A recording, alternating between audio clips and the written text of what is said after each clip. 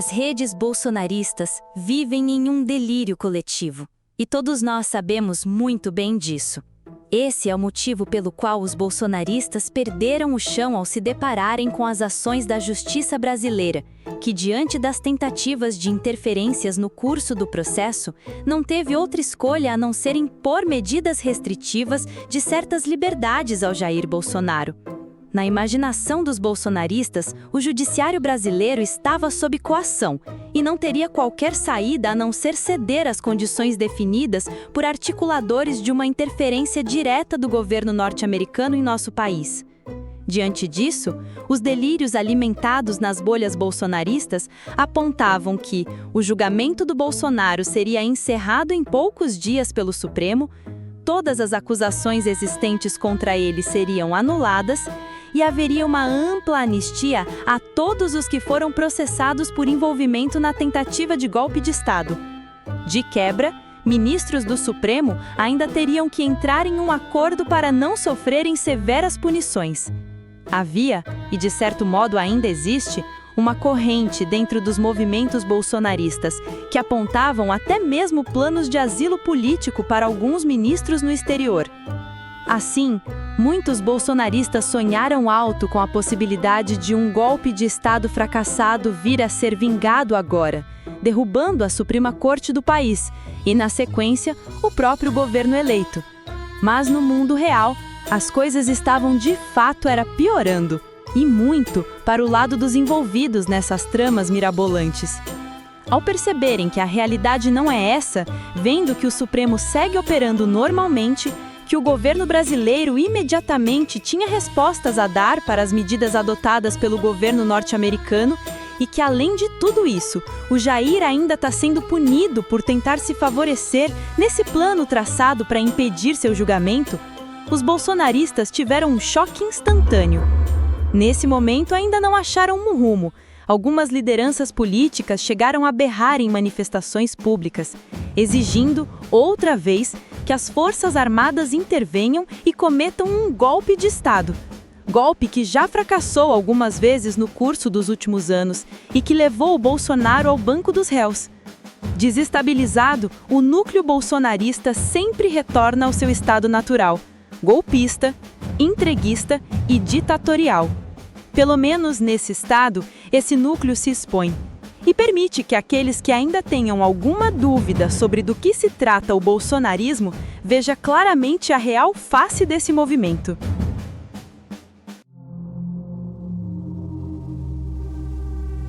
O que Donald Trump faz contra o Brasil não deixa de ser uma experiência. Ele aproveita-se da oportunidade dada pelos apoiadores de Jair Bolsonaro, incluindo aí o filho Eduardo Bolsonaro, para testar os limites de seus atos. Até onde ele consegue ir numa agressão contra um país como o Brasil? Os bolsonaristas abriram essa brecha, e parece que o Trump está gostando da brincadeira. Enquanto ele causa essas confusões, consegue desviar o olhar da opinião pública norte-americana dos problemas em seu próprio país. Do lado de cá, Bolsonaro e seus filhos também conseguem desviar o olhar das pessoas dos detalhes em seu processo, que escancaram a forma como se tentou um golpe de Estado nesse país. Então ambos, Jair e Trump, se ajudam, sendo que as consequências de tudo o que acontece agora podem se tornar terríveis apenas para um lado: o Brasil. Os bolsonaristas que restam não se importam nem um pouco com o que acontece. Eles apenas enxergam nisso a possibilidade de alguma vitória na base da força, que nesse caso viria de um ataque estrangeiro, sonhando sempre com a possibilidade de fazer valer o golpe de Estado fracassado anteriormente. Para o Trump, deve ser divertido ter uma ala inteira da política de um país como o Brasil disposta a prestar apoio a essa sua agressão.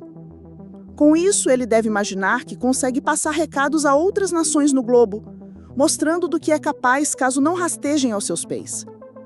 Não fica muito evidente no exterior que a escalada do Trump contra o Brasil possui um elemento-chave importante: a tolerância que o Brasil tem com figuras dispostas a traírem sua própria pátria, ajudando aos Estados Unidos a avançarem contra as instituições brasileiras de forma arbitrária. Estamos em uma situação inédita na história.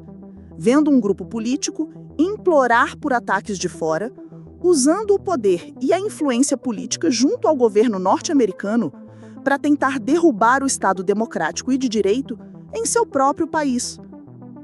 E isso deixa muito clara a real dimensão da capacidade bolsonarista de destruição do Brasil, principalmente para quem ainda duvidava dos riscos do bolsonarismo.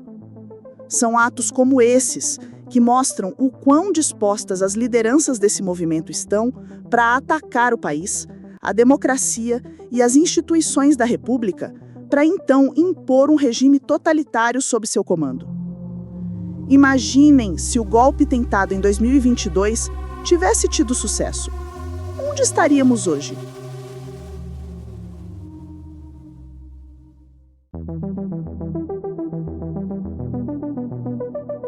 A respeito dessa crise diplomática inédita e completamente surreal, um brasileiro que encontra-se nos Estados Unidos fez uma excelente publicação em seu perfil no X, antigo Twitter. Como não solicitei a autorização expressa do dono do perfil, então não irei identificá-lo nesse momento. Usarei apenas seu texto. Vamos dar uma olhada na postagem? Já disse e repito. O americano pode até usar um escroque vendido, inclusive dando tapinha nas costas, a seu favor. Mas o desprezo que americanos sentem por quem vende o próprio país é algo vomitativo. Acreditem, é como vem Eduardo dentro da Casa Branca e fora. Um puta traidor, vendido, porém útil.